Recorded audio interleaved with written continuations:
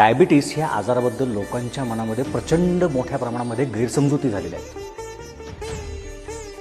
याचं कारण असं की तुम्ही काय पचवताय, काय खाताय आणि ते कसं वापरताय हे जास्त महत्त्वाचं आहे. त्यामुळे तसा पाहायला गेलं तर साखरेचा किंवा गोड खाण्याचा आणि डायबिटीसचा अर्थार्थी काही संबंध नाही आहे.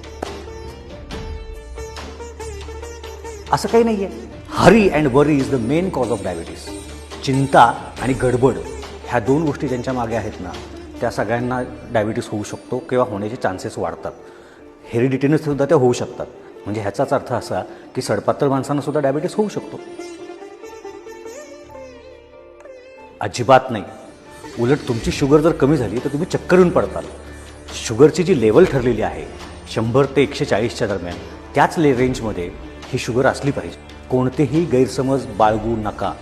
शुगर नियंत्रित ठेवा, नियमित व्यायाम करा, अन्न चावून चावून खा आणि सगळ्यात महत्त्वाचं, स्वतःचे घरगुती उपचार करत बसू नका. डॉक्टरांचा सल्ला घ्या, आयुर्वेदिक वैद्यांचा सल्ला घ्या.